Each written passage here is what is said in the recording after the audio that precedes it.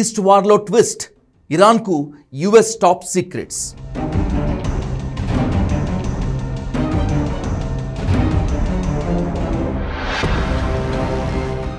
తమలోనే ఓ గూఢాచారి ఉన్నాడంటున్న డొనాల్డ్ ట్రంప్.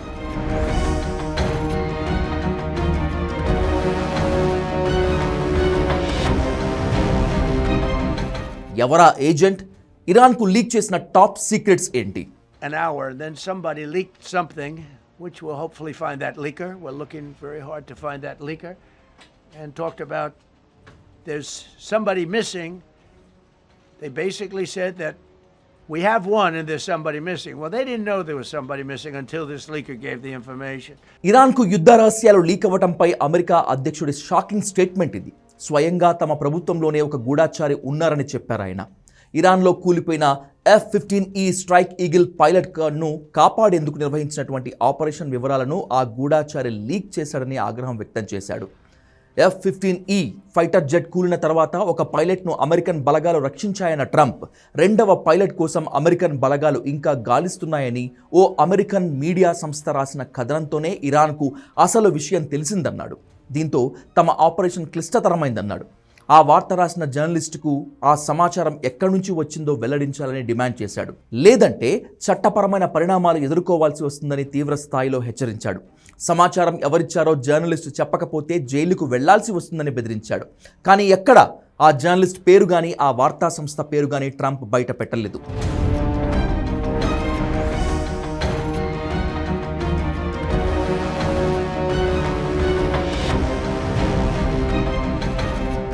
మరోవైపు ఇరాన్కు సమాచారం లీక్ అయ్యేందుకు కారణమైన వ్యక్తిని కనిపెట్టేందుకు తమ ప్రభుత్వం తీవ్రంగా ప్రయత్నిస్తుందన్నాడు. గూఢాచర్యానికి పాల్పడిన వ్యక్తిని మానసిక రోగిగా ట్రంప్ అభివర్ణించాడు. అతన్ని కనిపెట్టి తీరాలని, ఇది జాతీయ భద్రతకు సంబంధించిన విషయమని పేర్కొన్నాడు ట్రంప్. ఇక F-15E పైలట్ను రక్షించేందుకు నిర్వహించిన ఆపరేషన్ వివరాలను ట్రంప్ వెల్లడించాడు. మొత్తం 155 విమానాలు ఇందులో పాల్గొన్నట్లు తెలిపాడు. వీటిల్లో 4 బాంబర్లు, 64 ఫైటర్లు, 48 రీఫ్యూలింగ్ విమానాలు, 13 రెస్క్యూ విమానాలు కూడా ఉన్నట్లు చెప్పుకొచ్చాడు ట్రంప్. అమెరికా హిస్టరీలోనే శత్రుదేశంలోకి వెళ్లి సొంత పైలట్ను రెస్క్యూ చేసిన ఆపరేషన్లలో ఇది టాప్లో నిలిచిపోతుందని గొప్పలు చెప్పుకున్నాడు.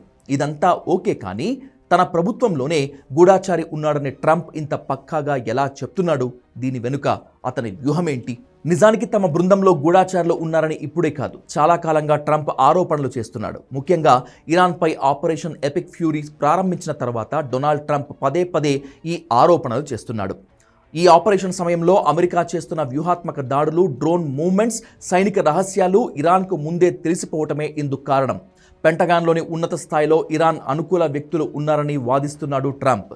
తాము క్షిపణి దాడులు చేయకముందే ఇరాన్ తన ఆస్తులను వేరే చోటికి మార్చేస్తోందని, ఇది లోపల నుంచి ఎవరో ఒకరు సమాచారం ఇస్తేనే సాధ్యమని ట్రంప్ గట్టిగా నమ్ముతున్నాడు.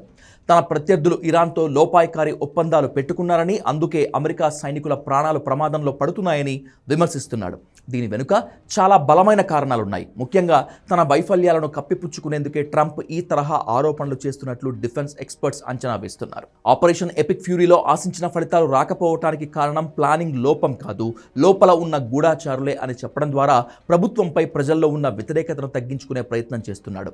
ఒకవేళ ఆపరేషన్ అనుకున్నంత విజయవంతం కాకపోయినా, అందులో లోపాలు ఉన్నా ఆ తప్పును లీక్ మీదకు తోసేయటం సులభం. ట్రంప్ అదే చేస్తున్నట్లు కనిపిస్తోంది. లీక్ వల్ల ఆపరేషన్ దెబ్బతిందని చెప్పడం ద్వారా అసలు వైఫల్యానికి తాను బాధ్యత వహించాల్సిన అవసరం ఉండదు. ఇది రాజకీయంగా ఓ సేఫ్ ఎగ్జిట్ వ్యూహం. మొత్తం వ్యవహారంలో ఆరోపణలే తప్ప లీకు వీరుణ్ణి పట్టుకునే అవకాశం లేదు. ఎందుకంటే అసలు సమస్య లీకులు కాదు, సొంత వైఫల్యాలు.